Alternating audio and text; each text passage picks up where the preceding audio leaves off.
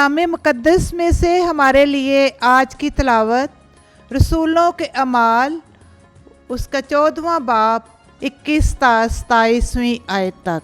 और जब वो उस शहर में बिशारत देकर बहुत से शागिर्द कर चुके तो लुस्त्रा और कोनिया से होते हुए अंताकिया में वापस आ गए और शागिर्दों के दिलों को मजबूत करते और नसीहत करते थे कि ईमान पर कायम रहो, और कहते थे कि ज़रूर है कि हम बहुत सी मुसीबतें सहकर खुदा की बादशाही में दाखिल हों।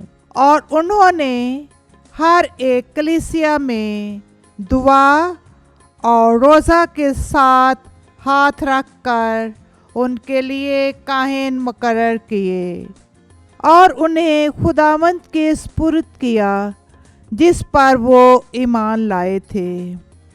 और पसीदिया से होते हुए पंफूलिया में पहुँचे और परजा में खुदावंद का कलाम सुनाकर अतालिया को गए और वहाँ से जहाज़ पर अंताकिया में आए, जहाँ उस काम के लिए खुदा के फजल के सुपुर्द किए गए थे जो उन्होंने अब मुकम्मल किया।